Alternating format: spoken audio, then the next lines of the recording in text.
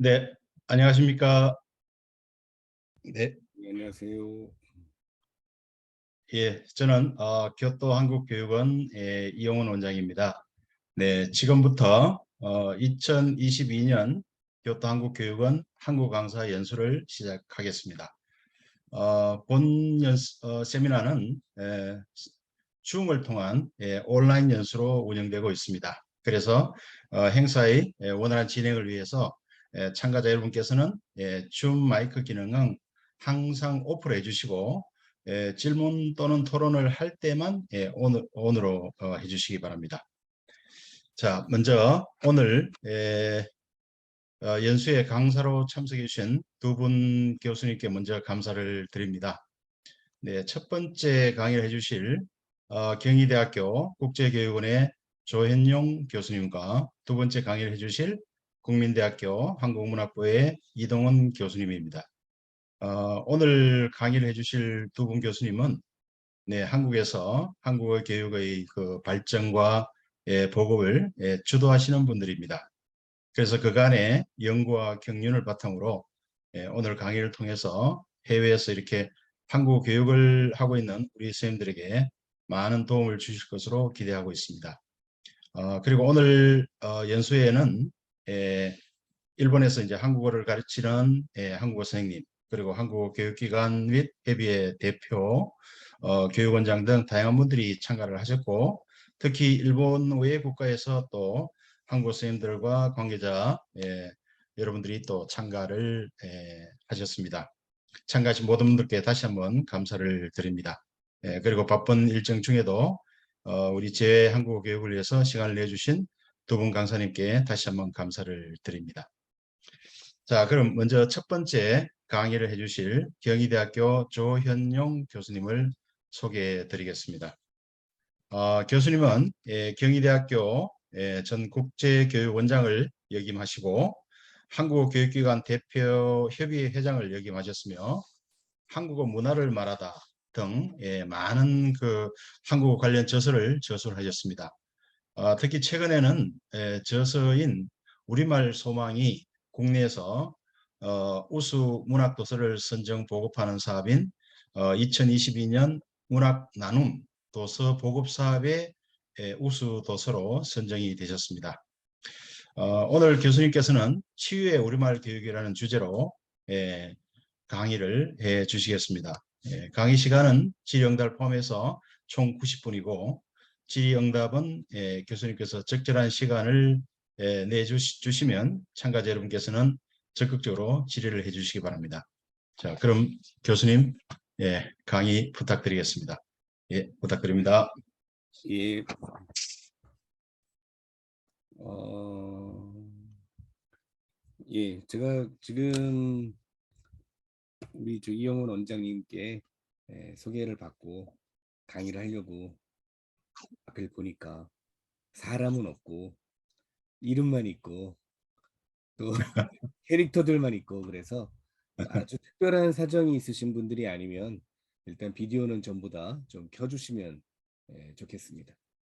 아주 특별한 사정이 있으신 분들은 뭐 그래도 목소리라도 듣겠다는 열의로 들어오신 분들일 테니까 그거는 어쩔 수 없는데 예, 얼굴을 봐야 제가 중간중간에 질문도 드리고 그럴 수 있을 것 같습니다. 줌으로 이렇게 온라인으로 강의를 하게 된다는 거가 어, 처음에 이런 강의를 하게 될 때는 굉장히 좀 이상하기도 하고 마음에도 안 들었었어요. 이런 이상한 세상이 닥치다니 막 그래갖고 괜히 화도 나고 뭐 그랬었는데 지금은 장단점이 있다고 생각합니다.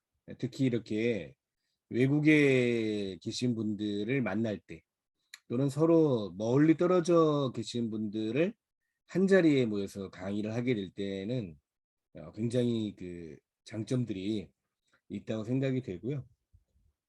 뭐 교토는 여기 지금 교토에서 참가하신 분들 중에서는 이게 참 시간이 금방금방 지나가서 제가 교토에 강의를 했던 게 2019년 가을에 교사 연수에서 강의를 했었었는데 오래됐죠 벌써. 그러니까는 이게 그러니까 코로나가 시작하기 바로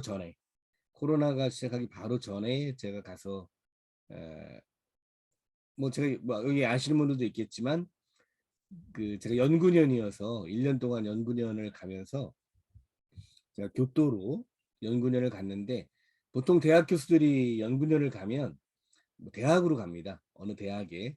그 대학으로 가서 뭐 공부를 하시는 분도 있고 그냥 재밌게 지내시는 분들도 있는데 저는 조금 그냥 그 구체적으로 생활을 해보자 그래서 어, 일본어를 좀 배워보자. 제가 일본어를 뭐 아주 기초적인 거는 할 수 있었지만 뭐 그래도 한국어를 가르치는 입장에서 또 한국어와 일본어를 비교하는 입장에서 일본어에 대해서 조금 더 알았으면 좋겠다. 그래서 아예 그 일본어 학교를 한 학기 2019년에 그 가을에 교토에서 다녔었고요. 지금 아까 우리 여기 그 교토한국교육원에 박수진 실장님 뵈니까 그때 생각이 막 났어요. 그래서 그때 제가 되게 힘들었었나 봐요. 그러니까는 뭐 제가 아주 많은 나이는 아니지만 그 학교에선 제가 제일 나이 많은 학생이었거든요. 그 학교에서 매일 아침마다 시험을 봤어요.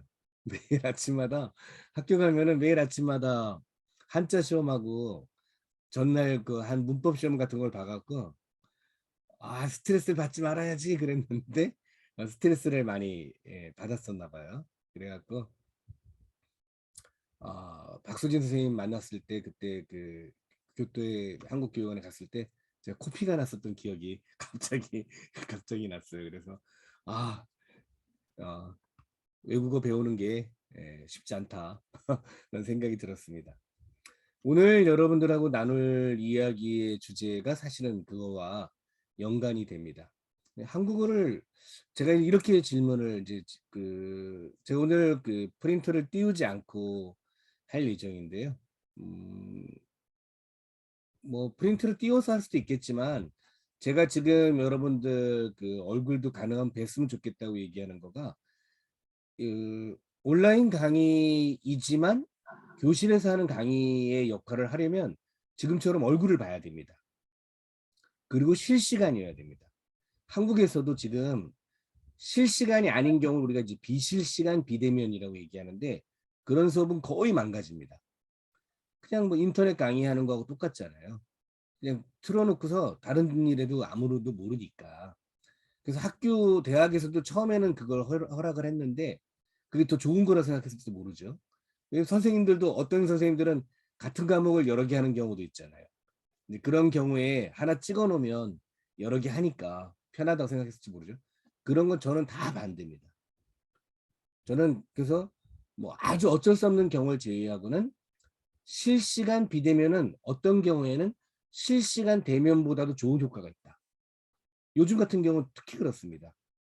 제가 학교에 이제 이번 학기부터 저도 2년 반 만에 처음으로 학교에 가서 수업을 했습니다. 지난주에. 여태까지는 전부 다 그 비대면 수업이었거든요. 근데 이번 학기부터 대면 수업을 합니다. 대면 수업을 하면 어떤 일이 있는지 여러분들도 다 아시겠지만 대면 수업을 하고서 제일 많이 생긴 일은 학생의 얼굴을 모르겠다는 거예요. 전부 다 마스크를 쓰고 있기 때문에 오히려 비대면 수업을 할 때는 얼굴을 다 기억을 했는데 대면 수업을 딱 가는 순간 아무도 얼굴을 여기까지밖에 모르고 다 기억을 못하고 있습니다. 그래서 내가 가끔은 우리 비대면으로 하자. 그래야 여러분들 얼굴을 알 수 있겠다. 그렇지 않으면 얼굴을 알 방법이 없다. 이렇게 제가 얘기할 정도로 다시 얘기하지만 비대면 실시간이 장점이 많습니다. 좋은 점들이 많아요. 오늘 그렇지 않다면 여기 지금 여러 지역에서 제가 보니까 그 나라 한국교육원 원장님이신가요? 나라 한국교육원에서 나라겠지. 그러고서 뭐 저기 뭐 도쿄도 있고 지금 여러 군데서 참석을 하신 것 같은데 평상시라면 불가능한 일이죠. 그죠? 평상시라면 불가능한 일이고요. 제가 지난번에 샌프란시스코 줌 강의를 했었는데 그때는 샌프란시스코 뭐 교육원하고 연결돼서 했는데 전 세계에서 참석을 하셨더라고요. 그래서 뭐 뉴질랜드, 뭐 과테말라, 뭐 프랑스, 캐나다 막 이렇게 참가하셔갖고 줌이 아니면 불가능한, 온라인 수업이 아니라면 불가능한 건데, 다시 말씀드리지만 실시간, 그게 제일 중요합니다. 그리고 비디오를 켜놓고 하는 게 요즘 오늘 지금 어쩔 수 없는 사정으로 뭐 이동 중이시라든지 다른 일이 있어서 꺼놓으신 분들이 있으시겠지만, 뭐 가능하시다면 더 시간이 되실 때는 켜시면 더 좋을 것 같아요. 그게 훨씬 더 좋은 효과를 가질 수 있습니다. 제 강의를 혹시 여기저기에서 들으신 분들도 있으실 텐데, 저는 기본적으로 제가 강의할 내용은 전부 다 쓰는 편입니다. 제가 여러 책을 저술을 하였는데, 저보고 책을 어떻게 이렇게 많이 여러 권을 쓰냐라고 물어보는 사람들이 있는데요. 이유가 간단해요. 제가 강의할 내용들을 전부 다 쓰기 때문에 그렇습니다.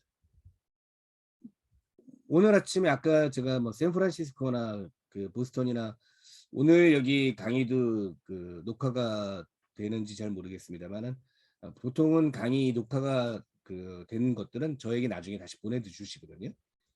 그래서 제가 그걸 갖고 있는데, 제가 제 강의도 자주 봅니다. 무슨 자기 강의를 또 보냐 그렇게 얘기하고, 저희 집사람 가끔가다 깜짝 놀라서 들어와요. 무슨 수업 중이냐고. 수업 중이 아니라 옛날에 제가 수업했던 거를 다시 듣고 있는 거죠. 오늘 이 강의를 준비하면서 제가 하는 일들 중에 하나는 제가 그동안 했던 강의를 다시 들은 거였습니다. 내가 어떻게 강의를 했었고 그때 어떤 반응들이 있었는지, 특히 이런 줌으로 하는 온라인 강의는 그런 장점들이 있지 않습니까? 녹화를 할 수 있고 녹음을 할 수 있고, 그게 학생들에게 굉장히 부담스럽지는 않을 수 있거든요. 그리고 이제 이렇게 기록용으로 녹화를 해놓는 경우에는 또 저한테 제공도 하시니까, 똑같이 저는 여러 선생님들에게 권장해 드리고 싶은 거는 본인의 강의를 자주 본다. 본인이 찍어 놓은 강의들을 최대한 자주 보면 다양한 그런 효과를 얻을 수 있습니다. 특히 학습자들의 반응이나 또 내 몸짓이나 내 태도나 내 목소리나 이런 것들을 알아낼 수가 있거든요. 제가 좀 두 가지 말씀드렸잖아요. 하나는 강의할 내용을 최대한 써본다. 또 하나는 내가 강의한 것을 자주 본다. 그 두 가지는 한번 실험을 해보시면은 뭐 여러 가지 효과가 있을 거라고 생각이 됩니다. 한번 해보시길 바라겠고요. 오늘 강의는 이제 제목이 치유의 우리말 교육 강의라고 했는데, 이거는 제가 최근에 하는 강의 제목입니다. 안에 있는 내용들은 뭐 예들은 들은 분들이 있을 수 있겠지만은, 기본적으로는 이 강의 내용은 제가 최근에 하는 강의고, 다음 학기에 강의를 개설하려고 개설 신청서를 내놓은 강의입니다. 그러니까 아직 학교에서는 한 번도 강의하지 않은 그런 내용의 강의고요. 왜 그러면 이런 강의를 하게 됐고 또 여러 선생님들께 들려드리고 싶었냐 하면은, 기본적으로는 코로나가 영향이 있습니다. 저는 코로나는 안 무서운데, 코로나도 무섭죠. 근데 코로나보다 더 무서운 게 있죠. 사실은 지금 아직 코로나가 지나가는 중 아닙니까? 저 코로나가 지나간 다음이 진짜 무서운 것 같아요. 심리적으로 엄청나게 힘들어하는 사람이 많을 겁니다. 지금 실질적으로 심리적인 치료를 받고 있는 사람들이 훨씬 더 많이 늘어나야 되는데, 코로나 전보다 지금은 그렇게까지 많이 늘진 않았다고 그러거든요. 이유가 간단해요. 코로나 때문에 무서워서 밖에 잘 안 나가서 그러는 거예요. 근데 이제 코로나가 지나고 나면은 이제 가서 치료를 받겠죠. 아니면은 경제적으로 지금도 경제가 굉장히 힘들어지고 있지 않습니까? 막 돈을 풀었기 때문에 여러 가지 인플레이션이라든지 막 돈을 풀어서 생기는 현상 중에 하나가 전 세계적으로 부동산 가격이 올라가는 거였거든요. 그러다가 다시 또 확 지금 막 떨어지고 뭐 하여튼 전 세계가 난리 아닙니까? 조금 지나면 심리적으로 힘들어하는 사람이 너무 많아질 겁니다. 제가 걱정하는 거는 사실 그거거든요. 우리가 심리적으로 힘들어지는 세상을 살게 될 텐데 이럴 때 한국어를 가르친다고 하는 선생님들은 도대체 어떤 역할을 할 수 있을까? 그게 앞으로 언어 교육의 핵심은 한국어 잘하는 애, 말 잘하는 애, 문법 문제 하나 안 틀리는 애 이런 게 아니고 언어를 통해서 자신을 치유하고 자신을 깨달음을 얻는 아이로 기르는 거. 그러는 게 앞으로 향후 언어 교육의 저는 핵심일 거라고 봅니다. 여기 지금 일본에 그 주로 대부분 다 일본에 계시는 분이라고 알고 있는데 일본이 아닌 분들도 있을 수 있겠지만은요. 제가 일본에 가서 전 공부를 많이 합니다. 제가 일본에서 정말로 많이 배웠다고 저는 스스로도 생각을 해요. 여러 가지 점이 많이 있죠. 아마 우리 저기 이용훈 원장님이나 전 이용훈 원장님하고 저하고 뵌 지 오래됐죠. 뭐 한 20년은 된 것 같은데 우리가 20년, 30년 전에 어떤 얘기를 했냐면 일본을 따라가려면 30년 남았다. 일본을 따라가려면 뭐 20년 남았다. 그런 얘기를 늘 했었거든요. 전 그 말을 할 때마다 단순하게 그냥 그런 걸 떠나서 가서 좀 배우면 좋겠다. 30년을 어떻게 해야 지금 30년의 거리를 좀 좁힐 수 있을지 뭐 여러 가지 배웠습니다. 제가 그래서 아까 말씀드린 것처럼 연구년을 제가 2번을 갔었는데 한 번은 2009년에 갔을 때는 미국의 뉴욕에 1년 있었고요. 2번째는 이제 교토에 있었던 겁니다. 미국에 가서도 많이 배웠어요. 일본에서 배운 것들 중에 하나가 뭐였냐면요. 일본은 항상 제가 생각할 때 한국이 가는 길을 조금 먼저 가는 경우들이 많습니다. 그래서 우리가 앞으로 저렇게 될 수도 있겠구나라는 거를 배우는 거죠. 지금도 마찬가지입니다. 뭐 일본이 경제가 어렵니 어쩌니 그래도 저는 여전히 일본이 한국보다 앞에 나가 있는 일들이 있기 때문에 배울 점들이 있다고 생각해요. 그중에 제가 생각할 때 굉장히 중요했던 게 뭐냐면 언어 교육이에요. 언어 교육을 일본이 잘한다 이런 얘기가 아니고 일본에서 언어를 배우는 사람들이 연령층이 높다는 점입니다. 선진국이라고 얘기하는 나라들의 조금 더 핵심적인 내용이 뭐냐면 연세가 있으신 분들이 제2외국어를 배운다는 거예요.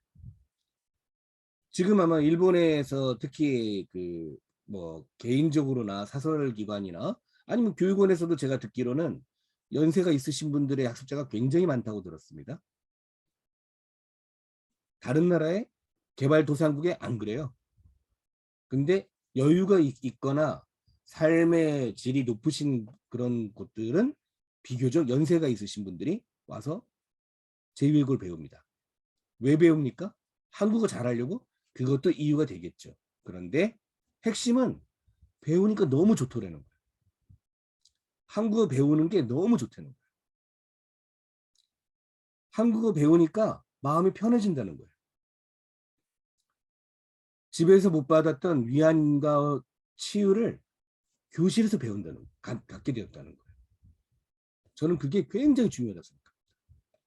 그래서 한국어 선생님들이 그런 분들에게 한국어를 가르치고 있다라고 얘기한다면은 그거는 내가 치유의 역할을 하는 선생님이라는 거죠.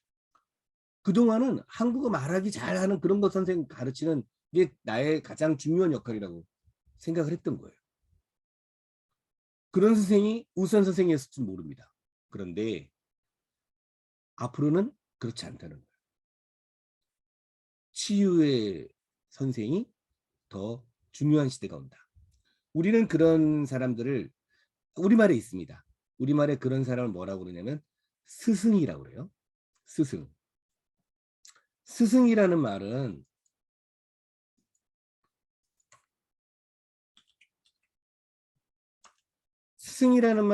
선생님이라는 뜻이죠. 그죠? 선생님이라는 뜻이에요.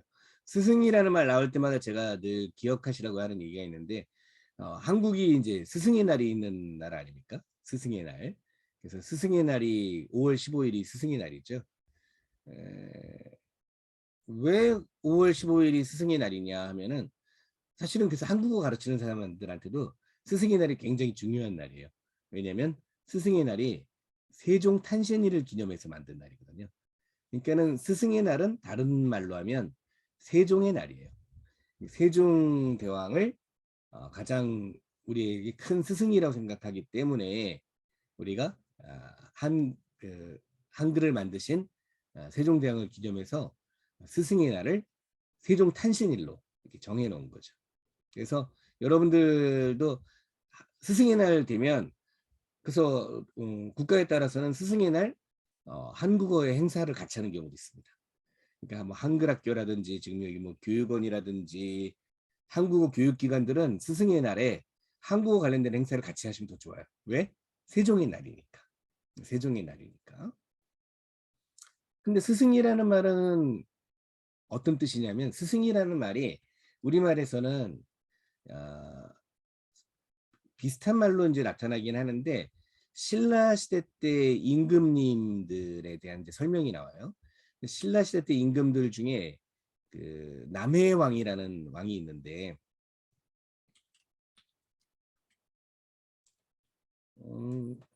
신라 시대에는 처음에 왕이라는 이름을 쓰지 않았습니다. 그래서 뭐 여러분들이 기억하는 뭐 마립간 뭐 또는 차차옹 이런 이름들이 있거든요. 거서간 이런 게 이제 왕 대신 쓰던 이름이에요. 근데 그 중에 지금 제가 얘기한 게 차차옹이라는 이름이 있었는데 차차옹이 남해왕 같은 경우는 남해 차차옹이었습니다. 남해 차차옹. 근데 그 차차옹이라는 말이 무슨 뜻이냐 하면 그렇게 기록에 남아 있어요. 차차옹이라는 말은 뜻이 뭐냐면 무당이라는 뜻이다. 무라는 뜻이라고 되어 있어요. 무.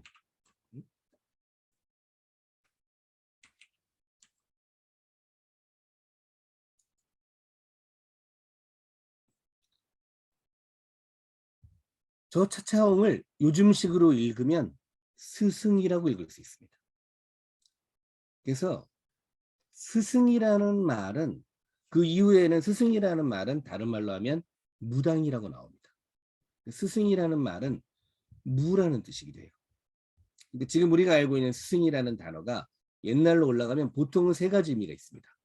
하나가 제사장. 지금의 우리가 알고 있는 무당하고 비슷한 거죠. 제사장. 또 하나가 선생님. 또 하나가 치유자, 의사. 근데 저기 지금 그 남해 자차원 같은 경우는 스승을 제사장 겸 아마 그 당시에는 뭐 임금은 제사장 겸 통치자였었을 겁니다. 제가 왜 스승 얘기를 좀 길게 드렸냐면 스승이라는 말에서 선생님이라는 말을 다시 한번 생각해 보시면요. 선생님이라는 말에서는 가르치는 사람하고 치유자라는 이름이 같이 들어가 있어요.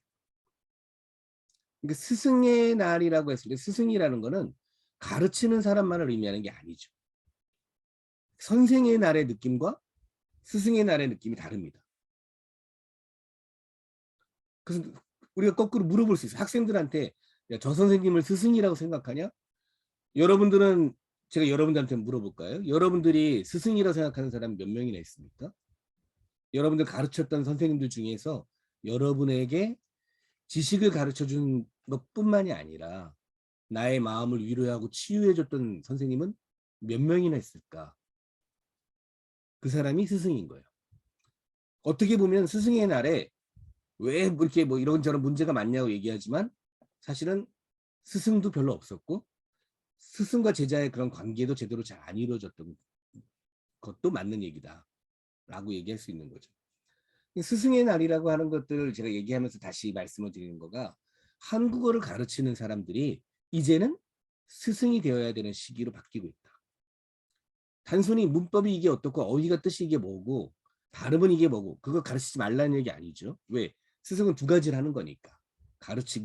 지식을 가르치는 것도 맞고 대신에 치유의 역할을 하는 것도 맞다. 사실 그 선생님이라고 하는 사람들은 다 원래 그런 사람들 아닙니까? 기본적으로 선생님들이 지식만 가르치면 그게 그냥 그 아까 말한 것처럼 그러면 비실시간 그냥 비디오나 틀어놓는 거하고 똑같은 거죠. 그런 사람들은 스승이 될 수 없는 것들이죠. 그냥 지식을 주는 거예요. 인터넷으로 강의 비실시간으로 틀어놓고선 애들이 그 선생님한테 뭐 굉장히 감동을 받고 위안을 받고 그러게 물론 뭐 그러는 경우도 조금은 있겠습니다만은 일반적으로 그러지 않겠죠.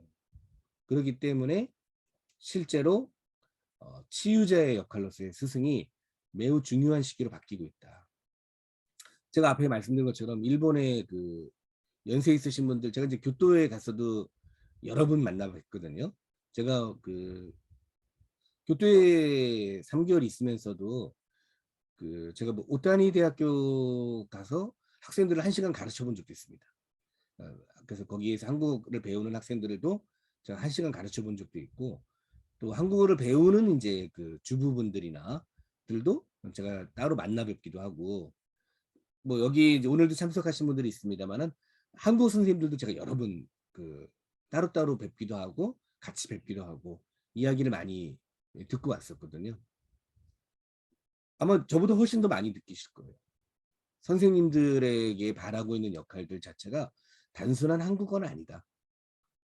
점점 더 우리를 좀 더 뭔가 그 위안이 되고 위로가 되는 그런 시간들을 갖고 싶어 한다.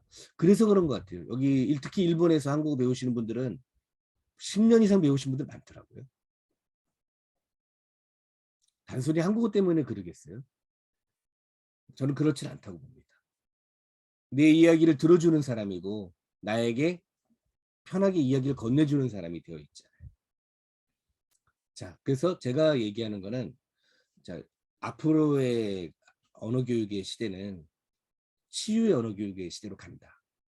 그렇기 때문에 나의 마음가짐들도 달리해야 되겠다. 이게 서론입니다. 자, 그러면은 다시 거꾸로 한번 돌아가 볼게요. 옛날에는 그러면 어떻게 가르쳤을까? 언어를 가르친다는 사람들은 옛날에는 어떻게 가르쳤을까?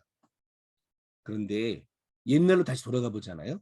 다시 우리가 이제 아까 배웠던 개념, 스승의 개념이 다시 살아납니다. 옛날에 언어를 가르치는 사람들은 다 스승이었어요. 한국 사람들이 옛날에 언어를 배우면 어떤 언어를 배웠겠어요? 제일 많이 배운 언어는 한문이었습니다. 우리말을 배우는 게 아니니까 옛날에는 우리말을 배운다는 개념은 없는 것 같아요. 뭐 언어를 배운다고 하면 다른 말을 배우는 거죠. 근데 한국 사람들이 뭐 그 당시에 일본말이나 영어 이런 거 배웠을 가능성이 희박하잖아요. 말씀 나온 김에 하나만 더 말씀을 드리면 외국어 교육을 세계에서 제일 잘한 나라가 어딜까? 바로 한국이었습니다. 전 세계에서 외국어 교육이 가장 발달됐던 나라를 제가 하는 얘기가 아니에요. 학자들이 조사를 해보니까 외국어 교육을 제일 잘한 나라는 한국이었던 거예요. 조선이었던 거예요. 고려였던 거예요. 왜냐하면 그건 뭐 여러 가지 좀 사정이 있기도 하죠. 그래서 그 조선 초에 우리나라가 4개의 언어를 배우는 언어 교육 기관이 있었는데 세계적인 수준이었어요. 그래서 거기에서 배운 그 사람들이 외국어를 굉장히 잘했습니다. 먼저 당연히 중국어를 배웁니다. 그 다음에 몽골어를 배웠어요. 원나라에 우리가 오랫동안 침략을 당했었고 그랬기 때문에 몽골어를 배우지 않을 수 없었거든요. 그 다음에 만주어 배웠습니다. 청나라, 금나라, 뭐 여진 다 만주잖아요. 그래서 만주어를 배우지 않고서는 안 됐어요. 그 다음에 일본어를 배웠습니다. 일본어 교육 수준이 전 세계에서 제일 높은 나라가 당연히 일본은 아닐 거 아니에요. 일본은 자기 나라 말이니까. 그래서 조선이었던 거죠. 일본어를 가장 제대로 가르치고 제대로 배웠던 나라는 조선이었던. 근데 물론 전 국민이 배우는 게 아니라 그런 외국어 교육을 담당하는 기관이 있었던 거죠. 사역원이라는 기관이 있었던 겁니다. 가끔 어떤 사람들이 그래요. 다른 나라에서는 언어 교육이 발전됐는데 우리나라는 별로 안 발전했던 거 아니야? 천만의 말씀이에요. 우리가 제일 발달했습니다. 당연히 중국에서도 다른 언어 배우는 게 발달 안 해요. 지금도 우리가 얘기하죠. 외국어 제일 못하는 나라가 어디예요? 그렇게 얘기할 때 제일 먼저 답 나오는 데가 미국입니다. 그럼 미국 사람들이 다른 나라 말을 배울 이유가 별로 없거든. 어디 가면 다 영어로 해주는데 왜 다른 말을 배웁니까? 그렇기 때문에 중국도 그렇게까지 언어 교육 수준이 높지는 않았었어요. 그런데 한국은 그런 지정학적인 위치도 있으니까 중국, 근데 그때 당시가 딱 그래요. 근데 중국에 몽골에 만주에 그걸 다 배우지 않을 수 없었던 상태였던 거고요. 한일 관계도 제가 이렇게 보니까 저는 이제 한글 때문에 그 세종실록을 이제 자주 보게 되는데 선생님들 그 세종실록이 어렵지 않습니다. 조선왕조실록이라고 뭐 네이버나 이런 데 치시고요. 그러면 그 번역 그 조선왕조실록이 딱 뜹니다. 그러면은 왕이 쭉 써 있어요. 그러면 세종 이렇게 눌러. 세종 그다음에 25년 딱 눌러. 25년 1월 이렇게 딱 누르면 그날의 1월 1일 그러면 그날의 기사가 쭉 나옵니다. 세종왕 그 실록에. 그래서 심심할 때 이렇게 보셔도 돼요. 지금 말한 제가 25년이나 이런 때는 한글을 만들던 때였었으니까 그때 모습이 어땠는지 이렇게 찾아볼 수 있는데 다 번역이 돼 있어요. 어렵지 않아요. 근데 재밌는 거는 아마 여러 선생님들이 보시면 깜짝 놀랄 거예요. 계속 일본 사람들이 옵니다. 그러니까 세종실록에 오늘도 일본 사람이 하나 온 거야. 또 내일은 또 일본 사람이 왔는데 하나 죽었어. 또 그 사람을 대해서 그래서 일본과 관련된 이야기가 야 요즘에도 저렇게 만약에 무슨 대통령실에서 기록 뭐 춘추관 같아서 기록을 하면 일본에 관한 기사가 그렇게 많이 나올까? 라고 생각할 정도로 일본에 관한 이야기가 굉장히 많습니다. 물론 이제 뭐 대마도라든지 아니면 오키나와라든지 그쪽 얘기들도 섞여 있긴 합니다만은 전체적으로 엄청나게 많아요. 당연히 일본어를 잘하는 사람들이 필요했던 거죠. 일본과 뭐 교류라기보다는 어떤 경우에는 뭐 외부의 문제도 있을 수 있고 어떤 경우에는 무역에 관한 문제일 수도 있고 가끔가다 이제 범죄가 발생을 하는 경우들도 서로 있더라고요. 그래서 이제 그런 것들에 대한 것들이기 때문에 언어 교육이 굉장히 발달했었습니다. 자, 다시 조금 더 돌아가서 한문 교육을 배웠다 그랬잖아요. 우리가 그러니까 제일 많이 한 외국어 교육은 한문 교육이었어요. 자, 여기서 한번 생각해 봅시다.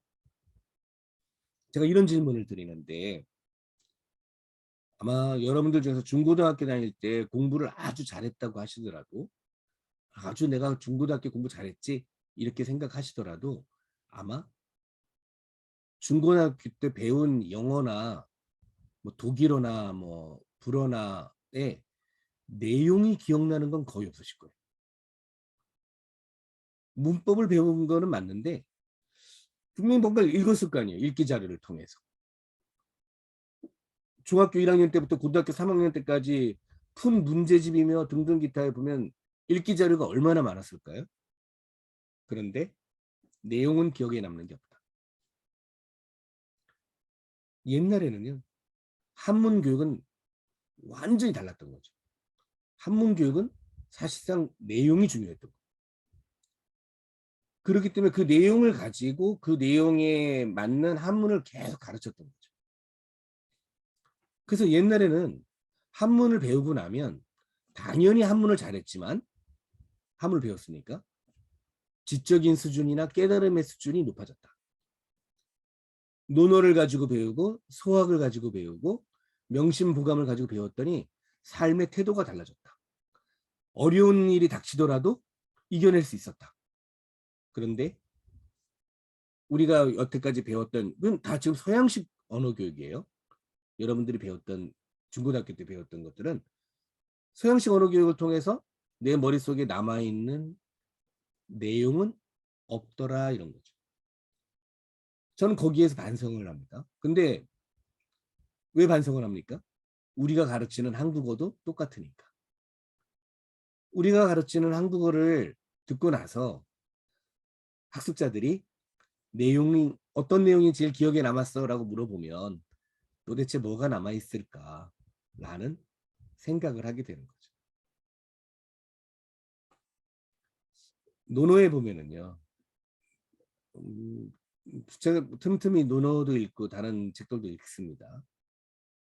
옛날에 이제 논어로 한문을 배웠을 테니까 논어를 이제 읽어보면서 옛날 사람들이 어떤 느낌을 가지고 논어를 배웠을까라고 생각을 해봅니다. 논어가 역시 그 아까 조선왕조실록처럼요. 논어도 그렇게 어렵지 않습니다. 한문으로 보면 어렵고요. 번역을 먼저 보시고 잘된 번역을 보시고 거기에 맞는 한문을까지 보실 수 있으면 더 좋고 아니면 그냥 번역만 보셔도 됩니다. 내용도 많지 않아요. 다 합쳐서 얼마 안 돼요. 여러분들 뭐 금방 볼 수 있습니다. 그거 뭐 해설, 주석 이런 거 달려있는 거 보니까 몇 장 보다가 마시는 건데 그렇지 않고 그냥 번역만 보시면 금방 보실 수 있어요. 그리고 내용이 생각보다 그냥 사는 얘기인 게 많아요. 제가 이제 한 가지 말씀을 드리면 이렇게 돼 있어요. 여러분들 한번 생각해 보세요. 자, 이제 저는 이게 약간 그 논어도 마찬가지고 다른 그 주요 경전들이 대부분 대화 형식으로 되어 있습니다. 그래서 사실은 한국어 아니 그 외국어를 가르칠 때 좋은 자료일 것 같아요. 뭐 이렇게 물었더니 이렇게 대답을 했다. 이렇게 물었더니 이렇게 대답을 했다. 이런 내용들이 많으니까. 근데 공자께 어떤 사람이 와서 이렇게 물어봐요. 여러분 생각해 보세요. 대답이 뭘까? 효도가 뭡니까? 효도란 뭡니까? 라고 질문을 했어요. 그러면 공자는 뭐라고 대답을 했을까? 효도가 뭡니까?에 대한 대답. 그랬더니 공자가 이렇게 대답을 하셨어요. 부모님은 너의 너의 건강을 걱정하신다. 효도가 뭡니까? 그랬더니 부모님은 네가 아픈지 안 아픈지를 걱정하신다. 라고 대답을 하셨어요. 거기에 대해서 해설 나온 걸 보니까 또 별의별 게 많더라고요. 해설을 많이 보지 마세요. 그냥 여러분들이 느끼시면 되는 거예요. 저는 느낌이 왔어요. 왜냐하면 공자가 아들이 일찍 죽었거든. 공자의 아들이 공자보다 일찍 죽습니다. 공자가 가장 아끼는 제자 안회가 일찍 죽습니다. 효도가 뭐 딴 게 있어요? 여기 그 자녀분들이 있으신 분들, 자녀가 없으시다고 하더라도 부모가 있으시니까 아실 거 아닙니까? 자식이 아픈 것만큼 불효가 어디 있어요? 그래서 내가 아파도 부모님께 얘기 안 하려고 하는 거 아닌가요? 딱 그 얘기예요. 저는 만약에 논어를 통해서 중국어나 아니면 한문을 가르쳤다고 한다면은 그 기억이 오래 남을 거라는 거예요. 효도가 뭡니까? 부모님은 네 건강을 걱정하신다. 아, 아프지 말아야 되겠구나. 그래서 여러분들이 많이 듣는 그런 말들이 있죠. 그 말도 오해를 너무 많이 하는 말이에요. 저는 제 말이 다 맞다는 얘기는 아니지만 조금 그러니까 귀를 들으려고 하는 거, 그러니까 너무 판단하려고 하지 말고 들으려고 하는 게 훨씬 더 중요한 것 같아요. 효도에 대해서 얘기하는 문장 중에 여러분이 제일 많이 알고 있는 게 뭐냐면 신체 발부, 뭐 수지 부모, 불감해선 몸에 있는 털 하나라도 다 부모님께 받은 거니까 함부로 훼손하지 않는 게 효의 시작이다. 효경에 나와 있는 말이라고 하죠. 그게 무슨 뜻이에요? 그래갖고서 뭐 머리도 깎지 말아야지, 손톱도 함부로 깎지 말아야지 그런 얘기하는 게 아니고 그 얘기가 딱 아프지 말라는 거죠. 부모님께 모든 거는 네 몸은 부모님께 받은 거니까 함부로 훼손하지 말라는 말은 너무 위험한 일 하거나 아프거나 이상한 거 먹거나 마시거나 그래서 아프지 말라는 얘기죠. 그래서 그걸 제대로 깨달은 사람은 늘 아프지 않게 건강하게 운동도 하고 함부로 아무거나 먹지 않고 술도 지나치게 마시지 않고 그러고 산다고 하면 그게 효도의 시작이라고 그랬거든요. 나는 이런 이야기들도 한국 교재에 들어가면 좋을 것 같아요. 한국어 읽기 교재에 지금은 제가 그 사서삼경이나 효경에 나온 얘기를 하고 있지만 일본 책에도 좋은 얘기도 많잖아요. 그럼 일본 책에 나와 있는 이야기를 한국어로 잘 번역해 갖고 한국어로 만들어서 그걸로 한국어를 가르치는 것도 괜찮은 거고 또 물론 한국에 좋은 얘기 너무 많은 거 많아요. 한국에 좋은 얘기들. 그 얘기들로 학생들 수준에 맞게 잘 만들어서 가르쳐주면 언어를 배웠는데 삶이 달라지더라. 언어를 배웠는데 위안이 되더라. 위로가 되더라. 그런 시대를 만나게 되는 거죠. 효경 얘기는 나왔으니까 마저 하면은, 그러면 가장 효도가 뭐냐고 얘기를 했냐면은, 거기서 나오는 말이 이제 입신양명이라는 말이 나오거든요. 이름을 널리 알리는 거예요. 근데 그것도 또 이제 오해를 하는 거죠. 그래서 출세해갖고 무슨 뭐 유명한 사람이 그런 거가 아니야. 기본적으로 이름을 날린다라고 했지만은요. 저보로 얘기하라고 하면 효도의 시작은 아프지 않는 거. 효도의 끝은 남들에게 칭찬을 받는 거. 입신양명이라는 말은 그런 뜻이거든요. 이름을 여러 사람들에게 알린다라는 거는 나쁘게 알리면 어떻게 해요? 제가 종종 묻는데 여러분들 막 아이가 막 그 총리나 국회의원 이런 거 되면 좋겠어요? 나는 꼭 좋겠다. 여러분들 뭐 아이가 BTS처럼 되면 좋아요? 꼭 좋다고 얘기할 수는 없지 않나? 아, 그래도 좀 좋을 것 같아. 뭐 좋을 수도 있겠지. 그러나 일반적으로 생각만 해도 너무 힘들 것 같아. 우리 애가 BTS면 막 그런 생각이 들 때도 있거든요. 뭐 좋을지도 모르지만. 근데 그런 게 아니라 어디 가도 칭찬을 받는 사람이 된 거지. 입신양명은 사실 그런 뜻이에요. 효도의 시작은 아프지 않은 거고 효도의 끝은 어디 가서든지 칭찬받는 사람이 되는 거야 라고 한문을 배웠는데 실제로는 한문을 배운 건데 그 안에 내용이 그런 게 담겨 있었다는 거죠. 그래서 그 말을 배운 아이는 자라면서 그렇게 자라가고 있는 거예요. 중요한 내용들 아닙니까? 그런데 앞에 말씀드린 것처럼 여러분들이 영어 중학교 1학년부터 고등학교 3학년까지 배웠는데 그 이후에도 계속 배웠는데 기억에 남는 내용이 하나도 없다. 도대체 뭘 가르친 건가 하는 게 제 고민이고, 그러고선 돌아보니까 한국어 교육도 똑같더라. 한국어 교육해서 고급까지 배웠는데 제가 외국 학생들한테 물어봤어요. 기억에 뭐 남냐고. 남는 게 하나도 없대. 뭐 그런 교재를 뭐 저도 만들었으니까 할 말이 없는 거예요.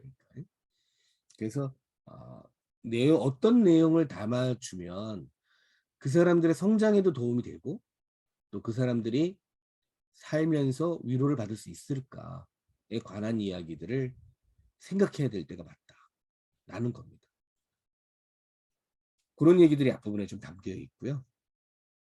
뭐 교수법의 변천에 관한 것들도, 그래서 원래 옛날의 교수법들은 시작이 그런 거였어요. 그러니까는 한문을 배우거나 그리스 로마의 글들을 배우거나 성경을 배우거나 그런 주로 그래서 중요한 교재가 경전들이었던 거죠. 그래서 언어만을 배우는 게 아니라 그게 나를 잘하게 만들어주는 것들이었는데 최근에는 너무 의사소통 중심으로 가니까 몇 년을 배웠는데도 기억에 남는 내용이 없어지는 시대가 된 거죠. 제가 오늘 이렇게 그 강의를 이렇게 준비하면서 제가 앞에 말씀드린 것처럼 저는 사실 강의를 준비할 때 강의 준비하는 내용을 전부 다 글로 쓰기 때문에 강의할 때 뭘 보고하고 그러진 않습니다. 제가 쓴 내용들이고 여러 번 고친 내용이기 때문에 뭘 보고하진 않는데요. 오늘 제가 오늘 아침에 썼던 그러니까는 당연히 어제까지는 없었던 내용이에요. 강의 준비에 어제까지는 없었는데 오늘 갑자기 생긴 내용인데 체념이라는 단어가 있고 포기라는 단어가 있습니다. 단어 설명하는 거에 대해서 말씀을 드리는 거예요.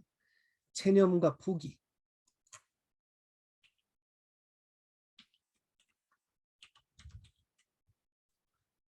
이 두 단어가 어떻게 다른가요? 이 두 단어가 어떻게 다르다고 보이세요? 진영희 선생님? 혹시 대답해 주실 수 있으세요?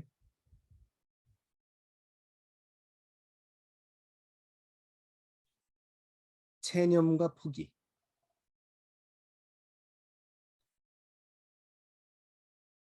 아, 안 눌러져요? 어떻게? 예. 그러면 아까 원장님이냐고 그랬더니 실장이라고 곧바로 써놓으셨네. 우리 나라의 이상민 선생님은 어떻게 생각하세요? 체념과 포기.